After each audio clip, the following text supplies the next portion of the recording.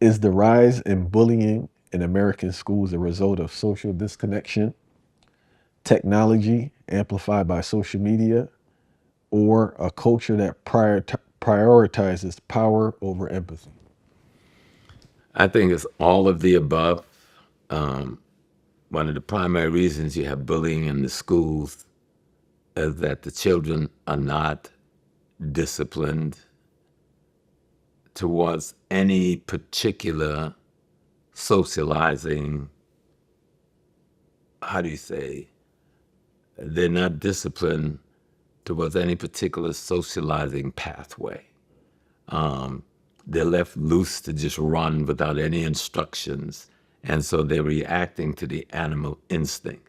Me and you are alike, so they're different from us, so we're going to organize to be against them. And a lot of the bullying that goes on in school is by groups. It's not just by an individual, or it's by an individual who's pushed it back by a group. And it has to do with, I want to belong to something, and the society haven't given me anything to really belong to. They've just thrown me out here to be. There's no real guidance on how I'm to socialize. There's no real guidance on the principles, the ethical, moral principles that should be my guideline. You know, where is justice in my understanding? Where is patience? Where is tolerance? Where is benevolence? Where is consideration? Where's honesty? When are these things taught? Where is parenting? Yeah. Well, parenting in these types of society, the society we've arrived at, that's the schools have become the surrogate parents because the parents is at work. So from 7 in the morning, parents don't see their children until 6 in the evening.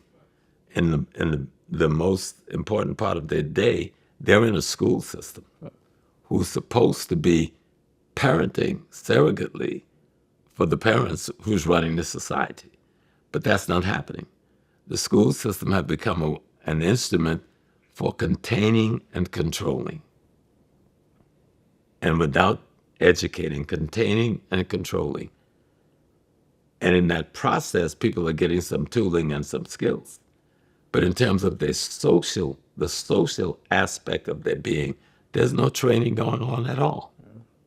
They're kind of left like animals in a pen to respond to whatever stimulus is most dominant in the environment.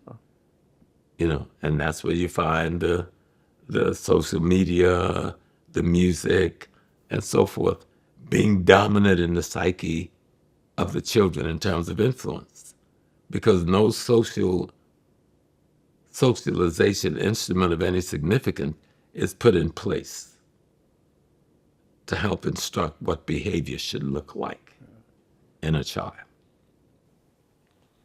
And like observing over the years now, how impactful do you believe social media is on this generation?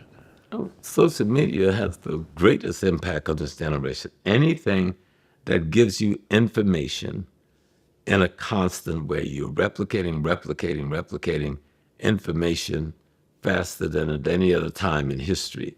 And information that's not being controlled by your parents, is not being controlled by the people who are trying to educate you. You have the parents here, you have the school system here, then you got social media here. 24/7. 24/7. And the parents know the school system can compete to that level of information, that level of professionalism and how it's presented, that level of research that has gone into how to allow it to affect the psyche. It's very People efficient. listening to Very, it. very efficient. Yeah. Yeah. So unless we create a competition for it that's real, and we haven't been able to do that, or unless we learn to use it in a better way, and we haven't learned to do that, a bunch of individuals who doesn't even think about the interests of the child is going to be dominating the behavior of the child based on what they want them to buy, what they want them to wear, what they want them to think, how they want them to behave. And you have no control over that because you can't stop it. You can't block it. you know, but you could compete with it, but you have to know that you're competing with it. And we don't realize what we're competing with or the power of it. And it's really the power of information.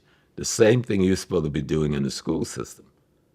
But you have to step up your game if you want the information you're imparting to compete with that information that they're getting. And then you have to, during the time of school, every child that's taken to school should turn their phone in at the desk until after school and they can pick it up. Facts. Now, the school where my granddaughter go now, when you go in, you turn your phone in, you know. Anybody want to reach you at the school, parents call the school. Yeah. After school, you pick your phone up when you leave. At least for that 8 hours a day, you're not in the crucible Being of social overstimulated. media, Yep. you know.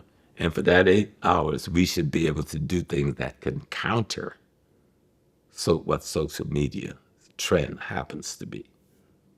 But I don't know if we are that deliberate in the school system today.